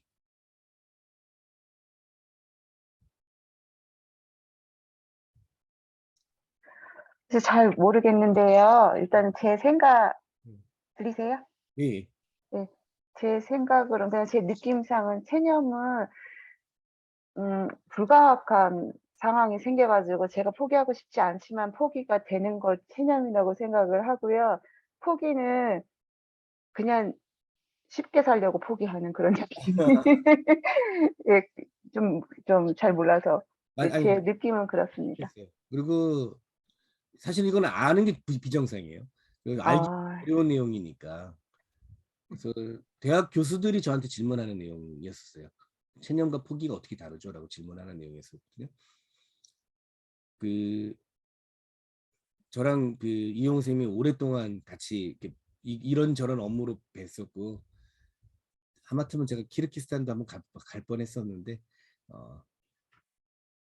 우리 이용 쌤이 아주 그 깊은 지식과 지혜를 갖고 계셔서 한번 체념과 포기 한번 맞추실 것 같아서. 예, 제가 이 한국 능력이 많이 부족합니다. 그런데 이것도 이제 제 생각인데요. 저는 체념은 이거는 정말 이렇게 노력하면 할 수 있는데도 불구하고 예, 이렇게 그만두는 스탑해버리는 그런 상황이 체념인 것 같고요. 포기는 이거는 정말 도저히 내 능력이 안 돼서 이제 할 수 없는 그런 상황이어서 이제 스탑하는 그런 상황이 포기가 아닐까 싶습니다. 아, 예. 아니죠? 예. 이렇게 지금 제가 드린 질문은 제가 오늘 아침에 쓴 글이라고 했으니까 선생님들도 저런 단어를 설명할 때 어떻게 설명을 해야지 될까에 대해서 사실은 이제 한국어 설명 제일 어려운 게 유의어입니다. 비슷한 말을 설명할 수 있는 능력이 있으시면 제일 잘 가르치시는 선생님들이세요. 예, 많이 아시는 분들이 뭐 부끄럽다하고 창피하다가 어떻게 다른지, 얼굴하고 낯하고 어떻게 다른지, 뭐 고개하고 머리가 어떻게 다른지 뭐 이런 거 설명하실 수 있으면은 본인 실력이 좋으신 거죠. 지금 내가 말한 건 다 어렵다는 뜻이에요. 그러니까 안과 속이 어떻게 다른지, 뭐 겉과 밖이 어떻게 다른지 여러분들 설명하려고 하면 이제 막 미치려고 그러는 거죠. 그런 거 질문하는 학생들이 제일 미워. 체념이라고 할 때 그 채자가 중요합니다. 그 채자가 사실은 제가 이제 그 시작의 그 계기가 일본어로 포기하다라고 할 때 아케메루라고 얘기할 때 채자를 쓰죠. 그 채자를 씁니다. 그래서 일본어에서 포기를 했다고 할 때 그 채자를 쓸까라고 생각이 이제 들어서 제가 하는 이야기였었는데 그 채자를 한자의 뜻을 찾아보시면 놀라운 일을 발견하게 됩니다. 체념의 채자는요 원래 포기한다는 뜻이 아니에요. 기본적으로는 살펴본다는 뜻이 있고요. 채자는 그리고 깨닫다는 뜻이 있습니다. 그래서 체념의 핵심이 뭐냐면 포기하는 게 아니에요. 깨닫는 겁니다. 내 것이 아니라는 거. 그래서 체념의 순간에 나에게 수많은 깨달음이 오는 거예요. 잘 살펴봤더니 내게 아니구나 라고 깨닫게 되는 순간. 나는 그래서 포기는 하지 말라. 포기는 뭐 어떤 뜻이냐면 포는 던진다는 겁니다. 기는 버린다는 뜻이에요. 던져버리는 거가 이제 포기하는 거예요. 에이씨 못하겠어. 우리가 제일 많이 포기하는 거 뭐 수학 같은 거 있죠. 에이씨 진짜 신경질 남아서 막 하는 그런 것들은 이제 그래서 제가 이제 농담으로 그래서 권투할 때 옆에서 수건을 던지는구나. 던지는 건 포기하는 거예요. 무기를 던지면 포기하는 거겠지, 그죠? 그런 것들을 포기라고 하는데 체념은 그런 뜻이 아니에요. 잘 살펴봤더니 아니라는 걸 깨닫게 되는 거 순간을 체념이라고 하는 거예요. 너무 좋은 말 아닙니까? 나는 그래서 체념이라는 단어를 학생들한테 가르치고 싶었어요. 물론 지금은 체념이라는 말이 그래서 포기하는 거고 비슷하게 쓰이고 있죠. 내게 아니라고 생각했으니까 체념만 한 거니까. 근데 체념이라는 말은 깨닫는 거예요. 그래서 체념을 하는 사람이 경지가 높은 사람인 겁니다. 깨달음의 경지에 오른 사람들이 체념을 하는 거거든요. 많은 걸 체념하시기 바랍니다. 왜 그러냐면 많은 걸 체념한다는 거는 그만큼 깨닫게 된다는 겁니다. 어떻게 보면 그렇잖아요. 여러분들 아까 이제 우리 이 원장님 말씀하신 거가 일부 일리가 있는 말씀들인 게 할 수 있는데 안 하는 것들도 있는 거예요. 체념을. 내가 꼭 그런 것까지 해야 돼? 그런 것들도 있잖아요. 여러분들이 내가 그렇게까지 욕심을 내서 저걸 이루어야 돼? 아, 이 정도에서 그만하자. 라면 깨달은 거죠. 세상이 바뀝니다. 포기는 그래서 항상 아쉬움이 남아요. 아, 그러지 말걸, 포기하지 말걸, 이런 것들이고, 체념은 깨닫고 하는 행위이기 때문에 아쉬움이 남지 않습니다. 그걸 아쉬움이 남았다면 그건 포기한 거겠죠. 체념한 게 아니라. 깨닫지 않았는데 깨달은 척하고 했기 때문에 체념했다고 그럴 거겠지. 사실은 체념은 그런 뜻이 아니에요. 다시 말씀드리지만 체념의 채자의 한자를 나중에 다시 찾아보시면 깜짝 놀라십니다. 그렇구나. 체념은 그런 거구나. 자, 단어 우리가 체념과 포기의 뜻을 비교했습니다. 그랬는데 할 말이 많아졌잖아요. 학생들하고 나눌 이야기들이 많아졌어요. 그리고 위로가 됐어요. 우리가 수많은 것들을 체념하고 살아왔는데 그게 잘한 일인 거구나라는 생각이 들잖아요. 내가 그동안 난 저기까지 가고 싶었는데 못 갔어 하고 그런 거 아니야. 너 네 거 아닌데 뭐. 그게 꼭 좋았던 것도 아닌데 뭐. 체념했던 네가 자랑스럽다 오히려. 그거는 체념은 포기하는 게 아니야. 깨닫는 거지. 더 커지는 거지. 나도 너처럼 체념을 하면 더 좋겠다라고. 사실은 그런 거거든요. 체념의 반대말이 그래서 집착이에요. 실제로 반대말이라는 뜻이 아닙니다. 체념을 하지 못하는 사람들이 계속 집착을 하는 거예요. 집착이 있었을 때 여러분들이 해야 되는 것은 포기가 아니라 체념인 거죠. 그 순간들을 다가올 때마다 이제 앞으로 여러분들이 체념이라는 단어가 나올 때 얼마나 기분이 좋겠어요. 체념 그런 거야. 깨닫는 거야. 그 대신에 깨닫는다 그 앞에 다른 말이 붙어 있어요. 잘 살펴보고. 무조건 에이 아니야라고 그런 거 아니라는 얘기예요. 잘 살펴보고 아니구나라고 알게 되는 순간인 거예요. 제 오늘 아침에 결심이에요. 체념을 많이 하자. 체념을 많이 하면서 살자. 그러려면 다시 말씀드리지만 앞에 잘 살펴보는 게 필요한 거예요. 잘 살펴보고 체념할 일들이 많아진다면 여러분은 너무 행복한 삶을 사는 거죠. 왜 여러분이 불행합니까? 내 것이 아닌데 내 건 줄 알고 집착했기 때문에 그런 것들이 너무 많잖아요. 앞으로 그렇게 살지 말아야 되겠다라는 결심을 주는 단어 체념입니다. 아침에 쓴 단어니까 전 세계에서 이 강의를 들으신 분은 여러분밖에 없다. 여러분밖에 없다. 아직 어디 뭐 발표한 것도 아니고. 제가 그 체념이라는 단어랑 좋아하는 단어이긴 했는데 실제로 오늘 그 다시 글을 정리하면 오늘 강의에서 어떤 말씀을 들려줄까 하다가 보면서 굉장히 감동적인 그런 내용이었고요. 이거는 아직 제가 그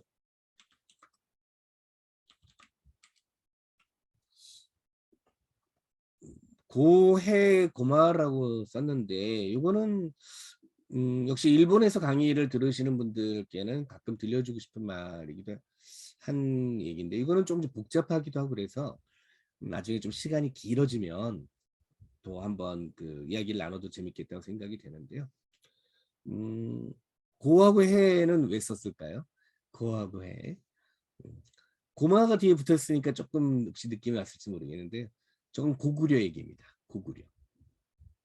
고구려의 주몽 같은 경우에 고구려의 시조죠. 동명성왕. 고구려의 시조가 고주몽 아닙니까? 네, 고주몽인데 고주몽의 고씨는 원래 해씨다라고 삼국유사에 나와 있어요. 그러니까 저는 이렇게 뭐 이렇게 역사적인 그런 걸 떠나서 언어로만 딱 보자고 한다면은 그러니까 고구려는 태양의 자손 이런 류의 느낌이 있는 것 같아요.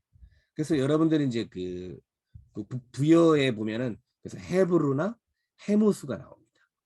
헤브루, 헤모스 이렇게 나오는데 다 해씨들이죠. 그리고 이게 그 고주몽으로 오는데 고주몽의 고는 한자잖아요. 고주몽의 고는 한자이기 때문에 기본적으로는 해씨일 거다. 태양의 자손 그런 류의 느낌이 있는 것 같고요. 그 다음에 이제 그 고마라는 단어는 일본 덕에 우리가 더 알게 되는 단어죠. 일본에서 고려를 고마라고 읽으니까 그러니까 코리라고 읽기도 하지만 코마라고 읽기 때문에 코마라는 말이 고구려라는 뜻이구나라는 걸 알게 되는 거죠. 코마라는 말이에요. 일본에 가면 뭐 코마라는 말이 들어가 있는 지역들이 뭐 신사도 있고 뭐 많이 있죠. 여기저기 코마 이누도 있고 뭐 많이 있는데 저는 이제 국어의 역사를 이렇게 공부를 하면서 코마를 좀 쫓아가 봤어요. 코마라는 말이 왜 한국어에는 근데 코마가 나타나지 않는데 일본어에 갑자기 고구려를 코마라고 할까라는 게 좀 이제 궁금해서 쫓아가 봤습니다.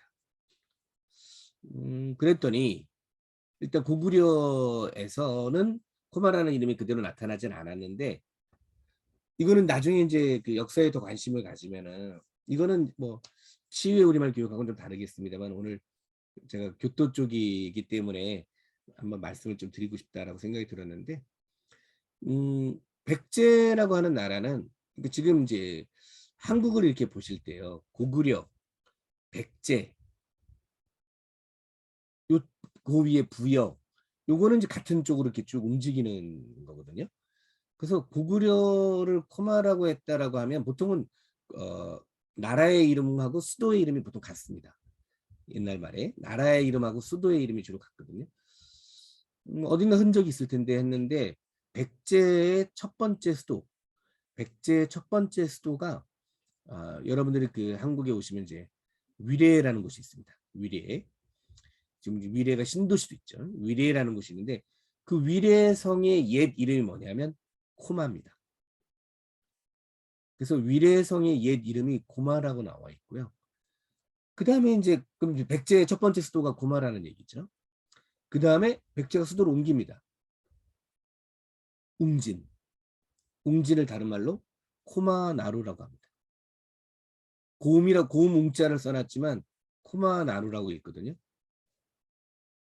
그래서 부여, 고구려, 백제로 이렇게 내려오는 그 구조가 코마가 계속 연결이 되고 있어요.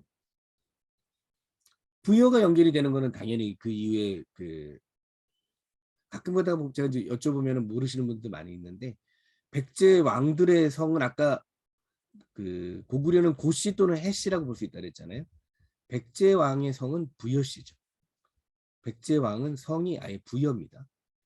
그래서 부여족이라는 걸 갖다 기본적으로 알 수 있는 이름들이거든요. 일본에도 사실은 그래서 일본에서는 제가 일본에서 이제 찾았던 이름은 코마라는 이름도 있지만 고문자가 들어가는 지역들을 좀 찾아보면 연관성을 왜냐면 그게 그 백제에서도 코마라고 써 있는 게 고문자를 써놓은 거니까 고문자를 써놓은 거니까 코마라는 말이 무슨 뭐 그 얘기를 길게 하면 너무 얘기가 길어져서요. 그럼 나중에도 일본에서 그냥 코마가 써 있는 지역 말고 고문자가 쓰여져 있는 지역들도 찾아보시면 어떤 흔적들을 연결고리들을 좀 찾아볼 수 있겠다는 생각이 들고요. 고마라는 말은 그럼 원래 무슨 뜻이냐면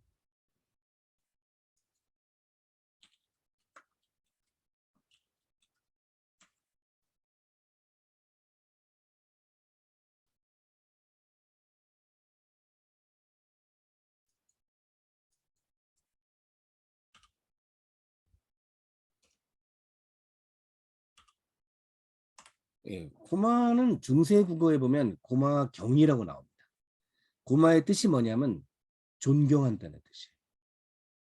그래서 경이라는 말은 그러면 제가 이제 가끔 경을 이렇게 설명을 하는데 경이라는 말은 어떤 뜻이냐면 경. 아까 이제 여러분들 여러 가지 경자 보지만은 제일 많이 보는 경자는 존경이겠죠. 존경. 존경은 뭘 그러면 존경이라고 얘기하냐면은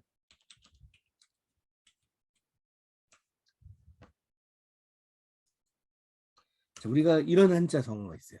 경천애인. 이 말은 무슨 뜻이냐면 하늘은 공경하고 사람은 사랑하라 이런 뜻이거든요. 사실은 경이라는 말하고 애라는 말하고 같은 뜻이에요. 그런데 하늘에 대한 마음은 경, 사람에 대한 마음은 애 이렇게 얘기하는 겁니다. 고마라는 말은 무슨 뜻이냐면 하늘처럼 대한다는 뜻이에요. 누구를 존경한다는 말은 무슨 뜻이냐면 하늘처럼 대한다는 뜻이에요. 사람을. 경이라는 말이 들어가 있으면 굉장히 좋은 말이죠. 제가 이 말을 왜 했냐면 한국어의 단어 이 단어 때문에 얘기한 거죠. 고맙습니다의 어원이 뭐냐고 물어봤을 때 여러 가지 의견들이 있습니다만은 제일 많이 얘기하는 의견은 고마 경자에서 온 말이라고 얘기합니다. 그럼 고맙습니다라는 말은 어떤 느낌을 가진 한국어 단어냐면은 당신을 공경한다, 존경한다. 달리 말해서 당신을 하늘처럼 여긴다. 라는 뜻을 가진 단어예요. 고맙다라는 단어. 굉장히 좋은 말이죠. 그 말이 찾아 올라갔더니 고구려의 이름에 붙어 있더라는 거죠. 고마라는 이름. 그래서 고마라는 이름은 그런 류의 느낌을 갖고 있는 말이거든요. 그래서 제가 이 그 고구려의 고마와 고맙다의 고마가 연결이 되느냐에 대해서는 아직 확실하게 얘기할 수는 없어요. 그러나 가능성은 있어 보인다. 그래서 이제 그런 고마에 대한 어원에 대해서 여러 가지 얘기가 있습니다만은 제가 오늘 여러분들께 말씀을 드리고 싶었던 거는 고맙다는 말의 느낌을 들려드리고 싶어서 말씀을 드렸던 겁니다. 뒷부분에 다시 고맙다가 나올 거긴 한데 제가 그래서 미리 그냥 오늘 아침에 생각난 단어였기 때문에 미리 말씀을 드렸습니다. 그래서 고맙습니다의 어원을 그 존경의 고마에서 왔다고 얘기하는 건 일반적이에요. 그거는 뭐 특수한 얘기가 아닙니다. 그러니까는 그거는 오히려 정확하게 기억을 하셔서 원래 그런 류의 느낌들을 가지고 있는 단어라고 설명을 해주시면은 훨씬 더 좋을 것 같습니다. 그 다음에 거기 제가 이제 언어 치유라고 해서 몇 가지 예들을 들어놨는데 첫 번째가 이제 몸이 하는 말이라고 그랬는데요. 이거는 하나는 이제 표현을 가르쳐 드리는 거긴 하지만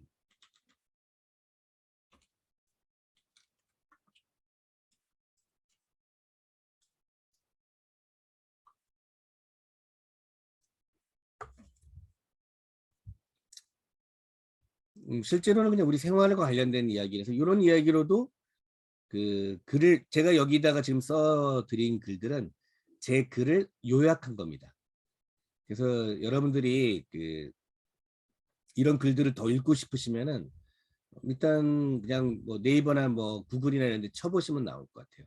조현용하고 예를 들어서 뭐 심장이 뛰다라든지 조현용 뭐 식은땀이 흐르다 뭐 조현용 쥐가 나다 다 좀 안 좋은 것 같긴 한데 하여튼 그런 뒤에 붙는 말들이 아주 좋아 보이진 않지만 뭐 조현용 뭐 바보 이렇게 쳐도 나와요. 제가 바보에 대해서 쓴 것도 있거든. 그러니까는 그뭐 이렇게 검색어가 나중에 보다 보면 좀 별로 뒤에 부분이 좀 이럴 줄 알았으면 글을 뒤에 거에도 좋은 걸 써, 제목을 좋은 걸로 해야지 되는데 주로 안 좋은 걸 해놨더니 심장이 뛰는 게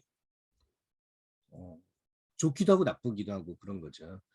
심장이 막 뛰는 거가 그래서 저는 이렇게 그 보니까 잠을 못 자시는 이유들 중에 하나가 자다가 심장이 막 뛰더라고요.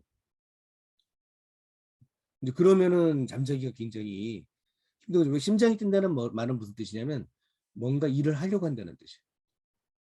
그래서 주로 걱정이 많거나 그러는 경우에 가슴이 두근두근 거리잖아요. 원래는 일을 할 때 심장이 뛰어야 돼. 산에 올라갈 때나 뭐 마라톤을 할 때나 이럴 때 심장이 뛰어야 되는데 하지도 않았는데 이제 미리 준비를 하는 거죠. 아, 그러니까 살기가 어려운 거죠. 그러니까는 정말로 뭐 큰일이 있을 때 심장이 두근두근 거리거나 뭐 그러면 그나마 안 돼. 잠자는데 심장이 두근두근 거려요. 그래서 여러분들 그 병원에 가시면 계속 그렇게 물어봅니다. 잘 때 심장이 두근거리냐고. 그렇다고 대답을 하면 잠 못 자겠구나. 당연히 못 자는 거예요. 자는데 뭔가 일을 하려고 하고 있는 상태니까. 식은땀이 흐르는 것도 비슷합니다. 식은땀이 흐르는 것도 원래 땀이라고 하는 거는 어떤 일을 막 해야지 흐르는 게 땀이잖아요. 근데 일을 하지 않았는데 땀이 납니다. 역시 걱정하고 있거나 긴장을 하는 경우에 일어나는 땀이거든요. 근데 저는 그래서 제가 저런 뭐 실제 제가 이제 경험도 해보는 일들인데 뭐 저도 막 자다가 심장이 뛰어서 깨기도 하고 심장이 뛰어서 깨는 경우에는 여러분이 증상을 제가 의사는 아니지만 제 경험자로서 보면은 머리가 막습니다. 피곤한 상태로 깨는 게 아니에요. 왜냐면 이미 내 몸이 일을 하고 있는 거야. 심장이 막 일을 하고 있는 거야. 식은땀을 잔뜩 흘리고 다음에 깨보세요. 머리가 맑아요. 이미 내가 일을 하고 있는 거야. 그래서 저는 처음에는 좀 걱정이 됐는데 그 다음엔 제가 오히려 거꾸로 생각했습니다. 아, 내가 힘들어한다는 걸 내 몸이 보여주는구나. 그래서 여러 가지 이제 일들을 하게 됐는데 뭐그 얘기 뒤에도 좀 더 있습니다만은 그 몸이 하는 말들을 들으라는 얘기예요. 제가 여기다가 써놨던 말들은 몸이 하는 얘기들을 들어봐라. 여러분들 혹시 그런 사람도 있을지 모르겠는데 이건 거의 다 제 얘기입니다. 남의 얘기가 아니라 다 제 경험에 의한 얘기예요. 잠잘 때 주먹을 꽉 쥐고 자고 있는 거야. 여러분들 혹시 그런 적 있어요? 기억이 안 날지도 몰라요. 자다가 자기 주먹을 한번 봐보세요. 주먹을 꽉 쥐고 있을 때가 있습니다. 주먹을 언제 쥐느냐 하면 주먹을 쥔다라는 말은 무슨 뜻이냐면 나는 공격할 준비가 되어 있다는 뜻이에요. 그래서 누가 싸울 때 항상 이렇게 하는 거죠. 싸우려고 할 때. 근데 싸우려고 하지도 않는데 주먹을 쥐고 있다고 하면 마음속에 분노가 있는 거죠. 화를 풀어야 될 때가 있는데 화를 풀 수가 없으니까 주먹을 쥐고 있는 겁니다. 그래서 제가 제 모습을 보고서 내가 나도 모르는 사이에 화를 참고 있나 보다 라고 생각을 하면서 손을 이렇게 스르르 풀어놓는데 여러분도 그래서 손을 이렇게 스르르 푸는 것만으로도 굉장히 마음이 편안해지는 경우가 많거든요. 오늘 주무시다 한번 보세요. 주먹을 쥐고 자고 있는지. 그게 심해지면 그 안에 나와 있는 쥐가 나는 겁니다. 몸에 긴장을 하고 있기 때문에 쥐가 나는 거예요. 쥐가 나다라는 말은 어원이 뭐냐면 제가 볼 땐 쥐다라는 말에서 온 말이에요. 쥐다. 손으로 쥐는 거죠. 쥐다. 쥐다라는 말에서 온 게 아까 조금 전에 나온 거가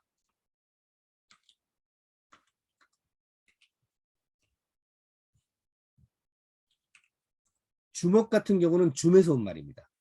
줌. 그래서 한 줌, 두 줌이라고 얘기하죠. 줌에 억이 붙은 말이에요. 줌억.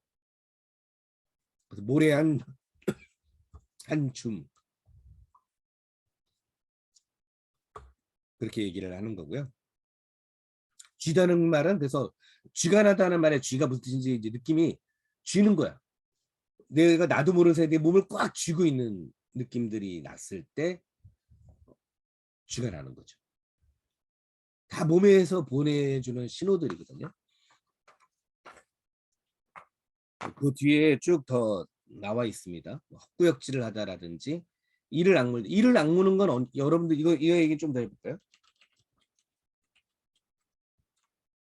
이를 악물다라고 하는 이 표현도 이를 악무는 거죠. 이를 어금니. 그래서 악은 제가 볼 때는 어금니 악자인 것 같아요. 이 턱 악자. 턱을 무는 경우가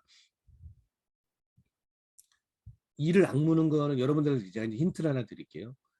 난 두통이 너무 심해. 두통이 너무 심한데 약을 먹어도 안 나. 이러는 경우에 치과를 가야 됩니다. 저랑 가까운 그 치과 의사 선생님이 구강에 가도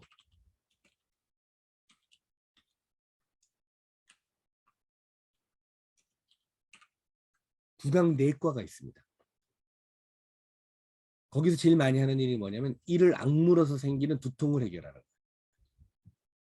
대부분의 두통이면은 대부분에 가서 뭐 내과나 이런 데 가서 뭐 신경과나 이런 데 가서 열심히 치료를 받는데 계속 치료가 안 되면 치과를 간답니다.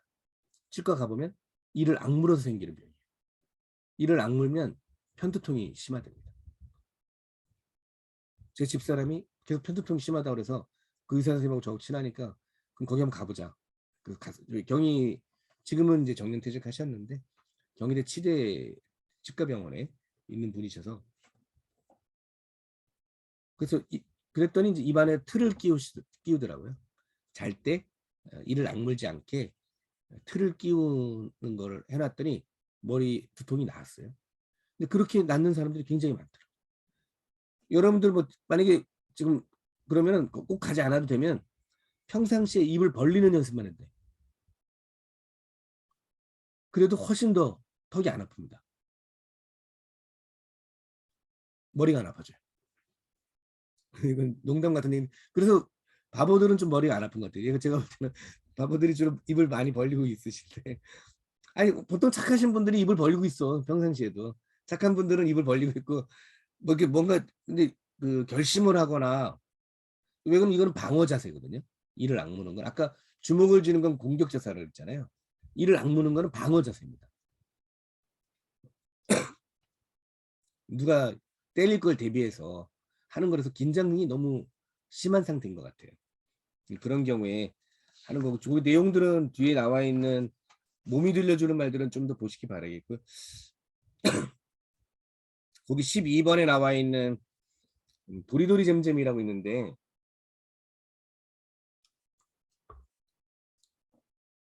이거는 누가 혹시 저한테 나중에 우리 저기 여기 어떤 분이라도 저한테 혹시 가르쳐 주시면 제가 나중에 선물을 좀 드리겠습니다. 도리도리 이렇게 한 거죠. 도리도리 잼잼 잼잼. 그다음에 이제 여러분들이 덜 들어보는 게 이제 곤두곤두라고 있는데요. 곤두곤두는 손바닥 위에 아이를 세워놓는 겁니다. 그래서 곤두곤두 곤두곤두 하고요. 브라브라는 한 발 한 발 이렇게 하라고 하는 걸 브라브라 그래요. 곤지곤지도 있죠. 곤지곤지 이렇게 손가락으로 하는 거. 이건 이제 이 행위들이 다 언제 시작하는 행위냐면 말을 배울 때 하는 겁니다. 말을 처음 배울 때. 그리고 걸을 때. 이게 무슨 말이냐면 말을 배우는 시기와 걷는 시기가 거의 일치한다는 거예요. 인간이 말을 시작하는 언어를 시작하는 시작이 보통 직립보행이라고 얘기하거든요. 그러니까 인간이 직립보행을 하면서 말을 하기 시작한 거죠. 그래서 한국어의 도리도리 잼잼, 뭐 브라브라, 곤두곤두 뭐 이런 것들은 다 그때 시작하는 거거든. 제가 이제 드리는 질문은 혹시 여기 지금 일본 분이 들어와 계신 분이 계신가요?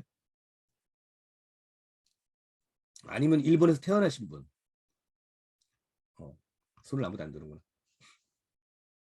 일본에도 뭐가 있을 것 같아서 물어보는 거예요. 일본에서는 요 말을 배울 때, 걸을 때 뭔가 시키는 이거는 이제 우리가 유아어라고 얘기하는데 평상시에 안 쓰는 말이죠. 그러니까. 그래서 이런 말들을 서로 비교해 보면 재밌겠다는 생각이 들더라고요. 그래서 이건 도리도리 잼잼 이렇게 이걸 조금 한국어 가르칠 때 쓰는 말들은 아닌데 이런 것들도 좀 재밌는 말이고요. 그 다음에 언어의 추유 두 번째로 나와 있는 말이 그 인사말에 해당되는 말인데 여기 나와 있는 말들은 제가 좋아하는 단어들이어서 사실은 자주 제가 그 강의에서 들려드리는 그 단어들인데 말씀드린 것처럼 제 책이나 아니면 이제 그 조현용 뭐 우연찮게 이렇게 검색을 하면 아마 전문을 다 보실 수 있으실 것 같고요. 우연찮게라는 말이 굉장히 좋은 말입니다. 인사말들 중에서 여러분들이 이제 우연찮게가 무슨 인사말이야 이렇게 얘기하는데 한국 사람들이 자주 하는 표현이에요. 우연찮게 오늘 이 자리에 모여서 여러분들을 만나게 되었습니다. 우연찮게 오늘 강의를 하게 되었습니다. 뭐 이런 표현들을 많이 하잖아요. 우연찮게라는 말이 무슨 뜻이냐면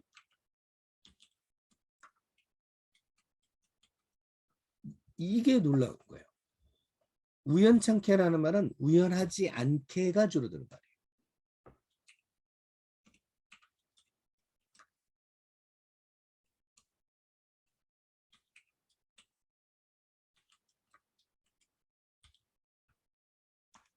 그러니까는 우연찮게라는 말을 사람들은 우연이라는 뜻으로 해석을 하지만 실제는 우연이라는 뜻이 아니라 우연이 아니다라는 뜻이에요. 그러니까 제가 가끔 그렇게 얘기를 하는데 제가 교토에서 여러분들하고 오늘 이렇게 강의를 하는 게 우연이겠어요? 당연히 우연 아니죠. 우연치 않게 제가 교토에서 강의를 하게 되는 거지 우연히 하는 거 아닙니다. 그러니까 한국 사람들은 우연찮게라는 말을 우연히처럼 사용을 하고 있지만 실제는 다 우연이 아니라는 것도 표시하고 있는 그런 내용들입니다. 우연찮게 친구를 만났어.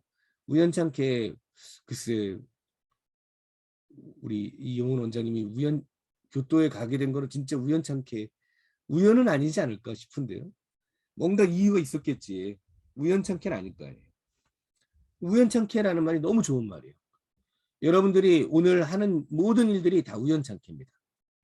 우연이 아니라는 거죠. 그래서 우연찮게라는 말을 만약에 여러분들이 가르치시게 된다면 내가 너를 가르치게 된 거 우연찮게지. 우리가 이렇게 만난 거 우연찮게죠. 귀한 거 아닙니까? 그 다음에 반갑다라는 말도 뭐 제가 오늘 다 설명을 하려고 했던 건 아닌데 제가 말을 좀 빠르게 하고 있어서 가능하면 보여드릴 수 있는 것들은 보여드리려고 그러는데요. 반갑다라는 말은 좀 재밌는 게 다른 나라 말에는 거의 없습니다. 반갑습니다라는 말을 그래서 번역을 하기가 굉장히 어려워요. 반갑다라는 말을 영어로 번역하려고 하면 어렵습니다. 반갑다가 영어로 뭐야? 이렇게 물어보면 글쎄 반갑다가 일본어로는 뭐예요? 반갑다가 일본어로 뭐지? 좀 어렵습니다. 반갑다라는 말이. 그래서 뭐 영어에서도 그냥 nice to meet you 이런 식으로 길어지죠. 뭔가 설명을 많이 해야 되는 말이에요. 반갑다라는 말에 대해서도 여러 가지 의미가 뭐 얘기를 하는 사람들이 있는데 반갑다라는 말은 기본적으로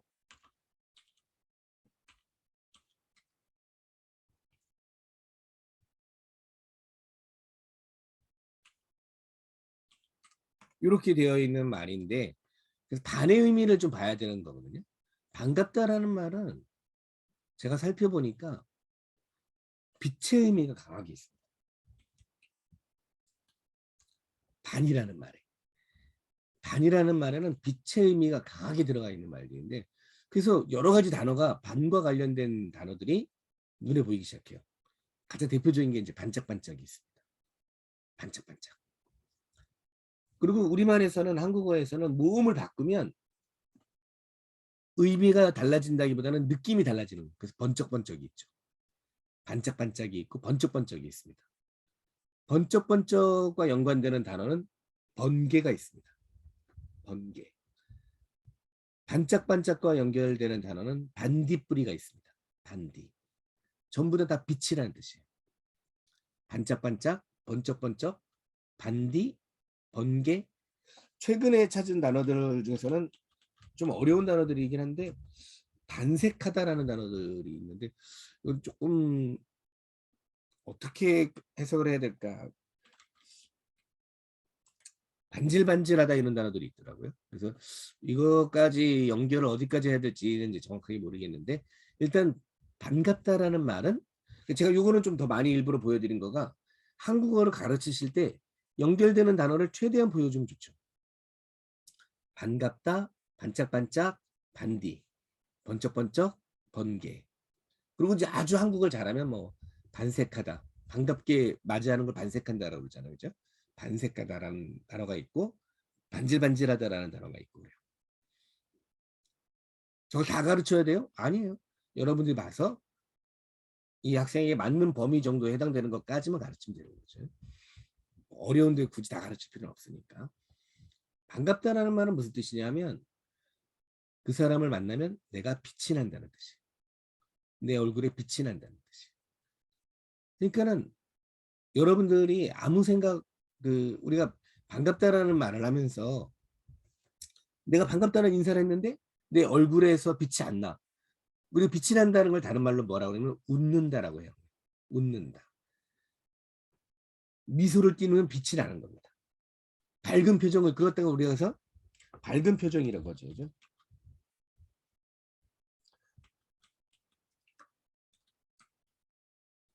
한국말이 그렇게 따지면 되게 재밌는 말이에요. 그죠?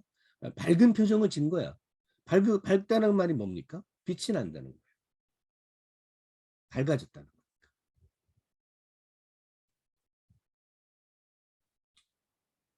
뒤에 제가 쓴 건 단어인데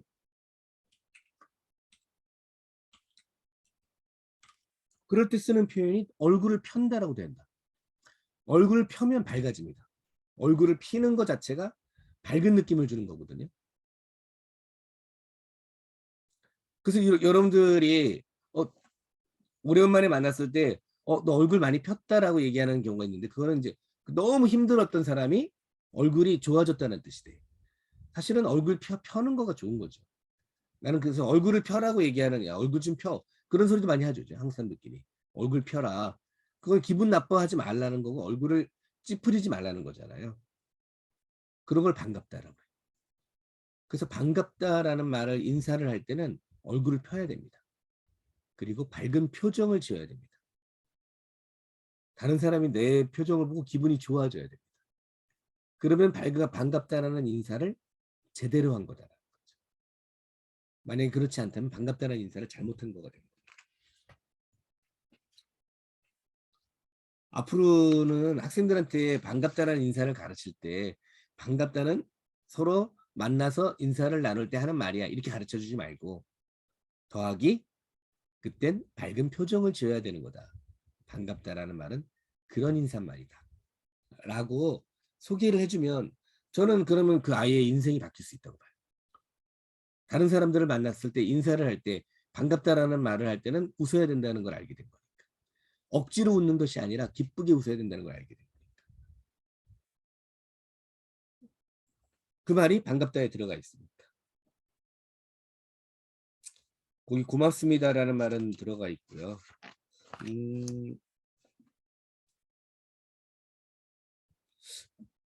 이렇게 이것도 좀 그런 것 같아요. 뭐 일본어에서도 그렇게 할 수 있을 것 같기도 한데 한국어가 인사말이 진짜 없는 언어라고 얘기하거든요. 한국어에 인사말 가르쳐 주세요 하면 안녕하세요 하고 끝나는 것 같아요. 뭐 아침 인사, 점심 인사, 저녁 인사. 근데 사실은 아침 인사, 점심 인사, 저녁 인사 하는 나라들도 잘 보면 사실 인사말이 좀 별로예요. 일본어 여러분들 잘 하시니까 일본어의 아침 인사, 점심 인사, 저녁 인사가 참 별로잖아요. 콘니치와 우리말로 그대로 번역하면 금일은 그런 거 아닙니까? 곤방와 오늘 밤은 그 인사말이라고 하기에도 뭐 되게 오하요는 뭐라고 번역을 해야 되나? 좀 빠른가? 이런 거. 오하요는 그렇게 뭐 그런 거잖아요. 이제 굿모닝, 굿 애프터는 뭐 굿이브닝 뭐 시간에 따라서 세 개는 나눠놨긴 했지만 한국어 인사말에 한국 사람들이 하는 가장 많이 하는 인사말은 사실은 밥 먹었어요. 저는 그게 인사말이라고 봅니다. 식사했어요? 밥 먹었어요? 그래서 옛날에 어떤 사람이 그래요. 한국 사람이 하도 굶어갖고 그런 인사말을 했다고. 저는 그렇게 생각하지 않아요. 굶어서가 아니라 사실 밥 먹는 게 제일 중요하니까. 여러분들 이 얘기 저는 이제 맞다고 생각하는데 사람이 죽을 때 사망 원인은 대부분의 경우에 뭐 아주 사고로 갑자기 그런 경우를 제외하고는 다 아사라고 하거든요. 굶어 죽는다는 뜻이에요. 밥 먹고 싶은 마음이 없어진 거지. 그래서 대부분의 경우에 병으로 죽는 게 아니라 병이 들면 먹고 싶은 마음이 없어지기 때문에 죽는다라고 얘기를 한다는 거거든요. 아까 심리적으로 우리 고통받는 수많은 사람들 얘기를 했습니다만은 그 사람들은 다 대부분 밥을 못 먹습니다. 나는 심리적으로 너무 힘든데 밥은 잘 먹혀. 그러면 아직까지 좀 덜 힘든 것 같아, 내가 볼 때. 어, 야, 나는 진짜 막 고민이 많은데 밥은 잘 먹힌다, 야, 막 그러면은 별로 그렇게 고민이 많은, 왜냐면 고민 많은 사람이 밥이 잘 먹힐 가능성이 없거든. 아까 헛구역질 이런 거 얘기했잖아요. 헛구역질이 나는 거예요. 뭐가 들어오는 걸 생각만 해도 올라오는 거거든. 보통 그래서 심리적으로 힘든 사람들이 헛구역질을 합니다. 여러분들 아침에 괜히 막 구역질 나고 뭐그 거식증이니 막 그런 얘기들 하잖아요. 뭐가 들어오는 것 자체가 거부 반응. 그리고 실제로는 다 소화불량이 돼. 들어가면 창자가 안 움직이니까. 그래서 인사말을 합니다. 밥 먹었냐라는 건 진짜로 먹었냐 안 먹었냐 이런 것들이 중요한 게 아니라 밥은 잘 먹냐 이거지. 밥은 잘 먹냐, 소화는 잘 시키냐, 다른 일은 없냐, 이런 류의 질문이잖아요. 그래서 다른 어떤 인사말보다 저는 밥 먹었냐라는 인사말이 밥은 잘 먹고 다녀? 라는 인사말이 훨씬 따뜻한 위로의 인사가 되더라고요. 한국 사람들은 그 인사를 한다는 얘기예요. 한국어의 인사, 제가 볼 때는 그래서 뭐 좋은 아침입니다 이런 인사 말고 식사하셨어요? 오늘 점심 하셨어요? 라고 물어보는 거죠. 그 다음에 하는 인사가 이제 주로 어디 가세요? 근데 그것도 좀 뭘 그렇게 궁금한 게 많냐고 맨날 물어보는데 궁금한 게 많지. 왜냐면 위험한 데 다니고 그럴까봐 사실 걱정하는 거 아닙니까? 그래서 어디 가세요라는 그런 질문도 저는 사실은 이제 우리 말에서 중요한 인사말이라고 생각을 합니다. 그래서 한국 사람들 여러분들 이제 한국 사람들끼리 인사할 때 보세요. 무슨 인사를 제일 많이 하나. 밥 먹었어? 라고 물어보고 어디가? 라고 물어보는 거지. 왜 했어요? 그게 인사말이니까. 네. 그 다음에 고맙습니다는 아까 말씀을 드렸고요. 감정에 대한 표현들이 되게 많은데 한국어에 거기 제가 그 각각 써놓은 말들은 나중에 기회가 되시면 좀 더 보시면 좋겠고요. 아, 제가 일본에 낸 책이 있어. 지난번에 교토에서 특강할 때인가 한번 제가 드린 적도 있었었는데 책들을 다. 조현용 교수의 한국어로 세상 읽기 요로나카오 요무라는 읽기 책이 하나 저기 예, 이상민 실장님이 보여주시네요. 예. 그 희미해서 잘 안 보이긴 합니다. 지금 저 책인데 뭐 싼 책입니다. 싼 책인데 구입하기 힘들다는 분들이 있긴 하더라고요. 저 잘 보였어요. 예, 저 책이에요. 저 안에 이런 내용이 들어가 있긴 합니다. 감정에 관한 어휘들로. 그래서 지금 일본에서 뭐 어떤 학교들이나 뭐 평생교육원이나 이런 데서 중급 또는 상급 읽기 교재로 쓰고 있는 내용에 제가 저 교재를 만든 이유가 그거예요. 내용이 오래 기억에 남았으면 좋겠다. 학생들하고 나눈 이야기들이 지금 막 표시해 놓으신 거 보니까 교재로 쓰시는 거 아니에요 혹시? 감동이 오네. 실제로 저 안에 들어있는 것들이 감정에 관한 어휘들이 들어있는데 아름답다라는 말 같은 경우는 아름답다라는 말은 원래 무슨 뜻이냐면 아름이 원래 나라는 뜻이에요. 중세국어에서. 그래서 아름답다라는 말은 한국어에서 아름답다라는 말은 나답다라는 뜻이거든요.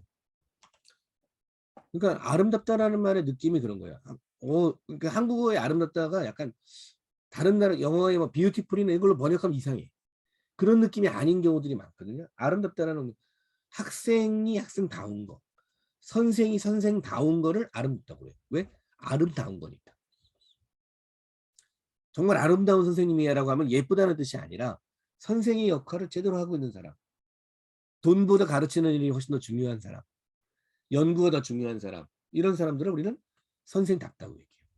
그런 거를 아름다운 선생이라고 얘기해요. 근데 아름은 나라는 뜻이니까. 너무 좋은 말이죠. 그래서 제가 학생들한테 아름답다라는 단어를 가르치면서 아름답게 살아라. 남처럼 살지 말고 나처럼 살자. 내 가치를 높이면서 살자. 그런 얘기를 하는 거죠. 간단하게 말씀을 드릴게요. 거기 나와 있으니까. 사랑하다라는 말은 원래 사랑한다라는 말은 생각한다는 뜻이에요. 한국어에서. 그래서 사랑한다라는 말은 이런 느낌이 있어요. 누구를 사랑한다라고 하려면 늘 그 사람을 먼저 생각해 줘야 돼. 배려하는 마음. 그래서 아까 그런 거잖아요. 우리가 부모님을 사랑한다면은 부모님 걱정하지 않게 해주는 게 제일 중요해요. 사랑이라는 말은 그런 뜻이거든요. 실제로는 우리나라 말에서는 사랑하다, 이렇게 love에 해당되는 말이 없었어요. 한국어에는. 그래서 원래 그냥 사랑하다는 말은 그 love라는 뜻이 아니고 원래는 생각한다는 뜻이라. 사랑한다는 거. 나는 그 사람을 사랑했어라는 말은 나는 그 사람을 생각했다라는 뜻인 거예요. 난 그 사람을 사랑하고 있어라는 말은 그 사람을 생각하고 있어라는 의미인 거죠. 그래서 제가 거기다가 덧붙여서 누구를 사랑한다면 늘 그 사람을 생각해 줘야 되는 것이다. 라고 이제 거꾸로 말씀을 드리는 겁니다. 뒤에 있는 단어 중에 마지막 페이지에 있는 단어들 중에 다른 건 읽어보시고요. 이 단어도 어려울 수 있으니까 제가 말씀을 드릴게요. 기쁘다와 즐겁다가 있는데 어떤 차이일까? 기쁘다하고 즐겁다의 차이들을 보시면은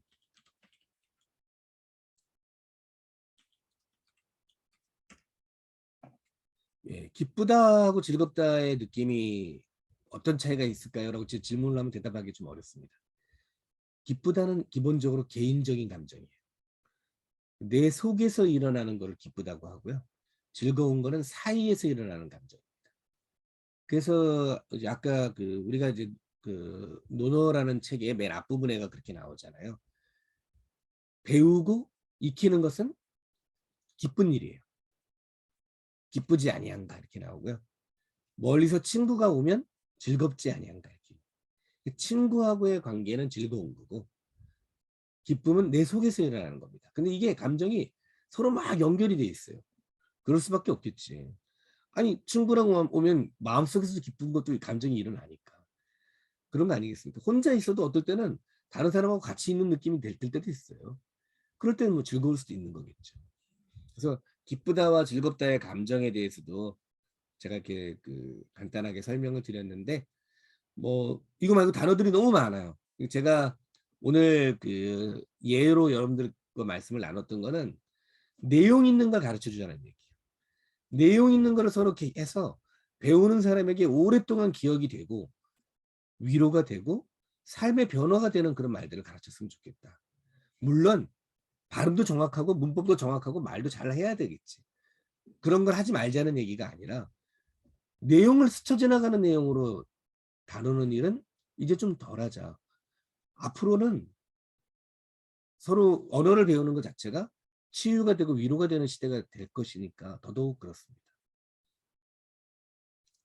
3시 반이 되었습니다. 오늘은 어떻게 뭐 여기까지 하고 또 기회가 되면 제가 이용호 선생님 계시는 동안 가능하면 교토에 날아가 보려고 하니까 아니면 나라도 한번 날아가 볼까요?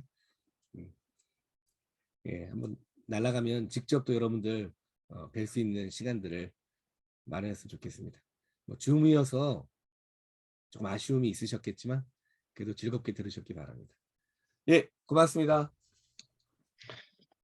네, 교수님. 예, 장시간 예, 예, 고생하셨습니다. 그리고 감사합니다. 그래도 굉장히 이렇게 또 헤어지기는 좀 아쉬운데요.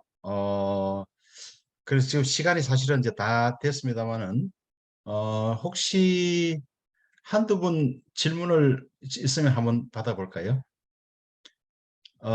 질문하실 때는 음소거를 이제 해제하시고 바로 말씀을 하시면 됩니다. 혹시 예, 질문이 계신 분 없습니까? 원래 너무 강의를 잘해갖고 질문을 잘 안 하시더라고요. 네, 너무 이렇게 상세하게 설명을 잘 해주시기 때문에 지금 거의 질문을 할 필요를 지금 못 질문 느끼시는 것 있으면 하나 같습니다. 들어왔습니다. 네, 아, 누가 들어오셨네요? 질문이. 네. 안녕하십니까. 네, 네, 고베에서, 고베에서 한국어 가르치고 있는 하건우라고 합니다. 네, 아, 뭐, 네, 네. 네, 정말 오늘 처음부터 듣고 싶었는데 제가 학회 발표가 있어가지고 조금 늦었는데, 정말 조현영 선생님 팬이라서, 네, 저는 이제 우리말로 깨닫다나 뭐 특히 우리말 가슴 울리다 뭐 이런 건 교재로도 지금 쓰고 있거든요. 맞습니다. 교재로도 쓰고 있고, 그래서 거기서 이제 감명받은 이야기나 이런 게 너무 많아서 이제 학생들에게 이제 설명드리고 이렇게 하는데 그 중에서 이제 눈에 밟히다 이런 표현들에서 가장 이렇게 감동을 받았어요. 이제 한국적인 표현에서 공감각적 표현을 써서 더 표현을 극대화시키는 부분들. 그게 특히 일본어를 배우시는 분들한테는 굉장히 일본어도 그런 표현들이 많아서 굉장히 잘 와닿더라고요. 또 선생님께서 생각하시는 그런 공감각적인 표현들, 굉장히 멋진 표현들 다른 거 있으면 몇 개만 좀 따로 가르쳐 주실 수 있으실까요? 공감각적인 표현들뿐만이 아니라 제가 이제 가끔 그런 얘기를 하는데 이제 비유라고 하는 게 있잖아요. 비유. 제가 이제 비유라고 하는 거는 특히 이제 제가 뭐 과장법 예를 하나 이렇게 들어보면 과장이라고 하는 거는 사람들이 이렇게 생각합니다. 과장이라고 하는 거는 원래는 이만한데 이만하게 하는 걸 과장이라고 생각을 하잖아요. 근데 제가 생각할 때 과장은 반대예요. 표현할 수가 없어서 그렇게밖에 못하는 거예요. 예를 들어서 엄마 아빠가 얼마큼 좋아라고 물어보면 애들은 이렇게 얘기합니다. 하늘만큼 땅만큼. 난 그보다 더 좋을 것 같은데 하늘만큼 땅만큼보다 더 좋을 텐데 더 이상 표현할 수 없기 때문에 그렇게 표현하는 거거든요. 그래서 저는 과장법이라고 되어 있는, 그러니까 예를 들어서 이런 거, 뭐 자식이 먼저 세상을 떠나면 창자가 끊어지는 것 같은 아픔이다. 더 아플, 그거보다 더 아플 것 같은데. 그러니까는 그게 사람들은 쉽게 과장이라고 얘기하지만 내가 볼 땐 그렇게 표현할 수밖에 없으니까 어떻게 더 표현할 수가 없으니까 그렇게 표현하는 거다라고 이제 이건 뭐 공감각적인 표현은 아니고 감정에 관한 표현들을 얘기할 때 그런 식으로 설명을 해주시면 우리말뿐만이 아니라 다른 말에도 있겠죠 당연히. 그런데 이제 그런 과장에 대한 마음을 잘못 이해한다는 거예요 제 말은. 이렇게 요만한 걸 이렇게 크게 얘기했다고 생각하지만 실제로는 더 이상 표현할 수 없기에 그렇게 표현한 것밖에 안 되는 얘들이 많다. 그런 말들 가르쳐 주셔도 느낌이 오잖아요. 그죠? 아, 맞아. 라고 얘기를 하면 하늘이 무너지는 슬픔. 더 슬플 수도 있겠지. 솔직히 하늘 무너지는 게 슬퍼요. 그렇게 따지면 뭐 그런 것들이고요. 아마 최근에 제가 쓴 책 중에 우리말 교실이라는 책이 최근은 아니고 몇 년 됐습니다만 그것도 거기에 이런 얘기가 좀 더 실려 있습니다. 비유에 관한 이야기들. 저기 다 하나씩 다 갖고 계시네. 우리말 교실 문화부 세종도서에 선정이 됐고요. 저는 저는 이거 되게 좋아합니다. 그것도 세종도서에 네. 선정이 된 한국어 문화를 말하다. 네. 너무 감사드립니다. 네. 아까 유수민 네. 한 가지 그러면 한 가지만 질문 더 하고 마치도록 하겠습니다. 질문이 있으신 것 같았는데 아까. 네, 질문해 주세요. 제가 해도 될까요? 네. 오늘 정말 감사합니다. 선생님 말씀에 뭐 치유 그리고 우리나라 말들에서 아름답다 뭐 이런 말들이 순수한 이런 말들이 많이 나와서 굉장히 한국어적 문법을 가르칠 때 굉장히 어렵고 딱딱하고 이런 생각을 하고 학생들이 싫어하고 이런 점수를 생각하고 이런 것들에서 이제 일본도 2학기가 시작됐는데 벌써 약간 긴장이 되는 그런 마음이었었는데 치유한다는 이런 말에 굉장히 감동을 받았고요. 조금 선생님 영역하고 다를 수도 있지만 제가 개인적으로 늘 좀 궁금했던 걸 좀 질문하려고 하는데 그 방금 인사말이 나왔기 때문에 제 개인적으로 좀 궁금했던 게 천만에요라는 그 말이 있잖아요. 이 천만에요를 제가 일상생활에서 그렇게 많이 쓰고 있지는 않은 것 같거든요. 근데 어떤 교재나 다 봐도 네, 고맙습니다. 천만에요라는 말이 나오거든요. 네, 교수님, 그 언어학자 사이에서는 그 천만에요라는 말의 위치, 네, 그런 것도 아니면 교수님의 생각이 있으면, 견해가 있으면 말씀을 좀 부탁드려도 될까요? 예, 그 좋은 질문이시고요. 좀 자주 궁금해하는 질문에 속하는 거기도 한데, 기본적으로 저는 자주 안 쓰는 말을 안 가르치는 게 맞다고 봅니다.